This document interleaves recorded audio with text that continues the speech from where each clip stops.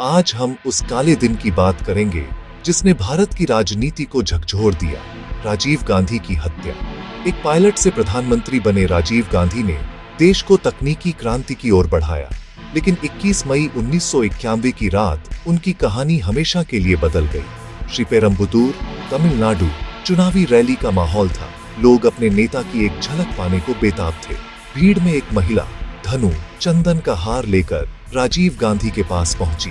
वह उनके पैर छूने झुकी और उसी पल अपने शरीर पर बंधे RDX में विस्फोट कर दिया। धमाका इतना जबरदस्त था कि राजीव गांधी समेत कई लोगों की मौके पर ही मौत हो गई। कुछ पलों के लिए किसी को समझ ही नहीं आया कि क्या हुआ।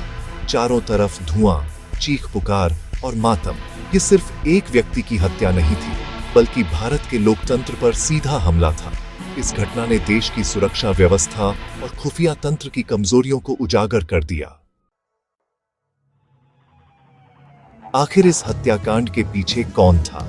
जांच में सामने आया श्रीलंका का चरमपंथी संगठन लिट्टे और उसका सरगना वेलुपिल्लई प्रभाकरण। राजीव गांधी ने 1987 में श्रीलंका में भारतीय शांति सेना भेजी थी, जिससे लिट्टे नाराज हो गया। भारतीय सेना और लिट्टे के बीच सीधी जंग छिड़ गई, जिसमें लिट्टे को भारी नुकसान हुआ। प्रभाकरण ने बदला लेने की ठान ली और राजीव गांधी को निशाना बनाने की साजिश रची। ऑपरेशन की जिम्मेदारी शिवरासन को दी गई, जिसने मानव बम दस्ते का गठन किया।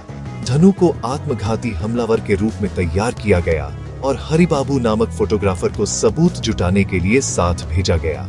श्रीपेरम्बुदूर की रैली को इसलिए चुना गया क्योंकि वहां सुरक्षा कमजोर थी। विडंबना यह रही कि हरिबाबू के कैमरे की तस्वीरों ने ही बाद में जांच एजेंसियों को कातिलों तक पहुंचाया।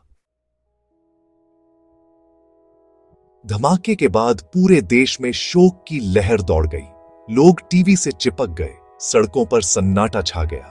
कांग्रेस समर्थकों और आम जनता में आक्रोश था। कई जगह हिंसा भी हुई। हरिबाबू के कैमरे से मिली तस्वीरों ने उस रात की भयावहता को सबके सामने ला दिया। मीडिया ने इस घटना को अभूतपूर्व कवरेज दी। यह भारतीय पत्रकारिता के लिए भी एक निर्णायक क्षण था। इस हत्याकांड ने आम चुनावों को रोक दिया। राष्ट्रीय शोक घोषित हुआ। कांग्रेस में नेतृत्व का संकट आया, लेकिन सहानुभूति की लहर के चलते पार्टी ने भारी बहुमत से जीत हासिल की। राजीव गांधी की मौत ने देश को गहरा जख्म दिया, जो आज भी ताजा है। हत्या के बाद सरकार ने SIT का गठन किया, जिसकी अगुवाई DR कार्तिकेयन ने की। सबसे बड़ा सुराग मिला हरिबाबू के कैमरे से। तस्वीरों ने हमलावरों की पहचान में मदद की। SIT ने देश भर में मैनहंट शुरू किया। पोस्टर छपे, इनाम घोषित हुए। नलिनी और मुरुगन की गिरफ्तारी से केस में बड़ा मोड़ आया। नलिनी ने पूछताछ में कई राज खोले। शिवरासन और उसके साथियों को बेंगलुरु में घेर लिया गया। उन्होंने साइनाइड खाकर आत्महत्या कर ली।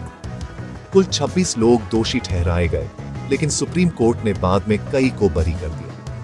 4 दोषियों की सजा उम्र कैद में बदली गई। बाकी को भी बाद में रिहा कर दिया गया। इस जांच ने भारत की सुरक्षा एजेंसियों की कार्यप्रणाली को हमेशा के लिए बदल दिया। राजीव गांधी की हत्या ने भारतीय राजनीति की दिशा बदल दी। गांधी नेहरू परिवार ने सक्रिय राजनीति से दूरी बना ली। कांग्रेस में नेतृत्व का संकट गहरा गया। इस घटना के बाद गठबंधन सरकारों का दौर शुरू हुआ और VVIP सुरक्षा प्रोटोकॉल पूरी तरह बदल दिए गए। भारत ने लिट्टे पर प्रतिबंध लगाया और अंतर्राष्ट्रीय स्तर पर भी दबाव बनाया। मीडिया के लिए भी यह घटना टर्निंग पॉइंट थी। लाइव रिपोर्टिंग और खोजी पत्रकारिता को नई दिशा मिली। 3 दशक बाद भी इस केस को लेकर कई सवाल अनसुलझे हैं। क्या इसमें कोई और ताकतें शामिल थीं? सभी दोषी अब रिहा हो चुके हैं, लेकिन राजीव गांधी हत्याकांड आज भी एक अनसुलझी पहेली बना हुआ है।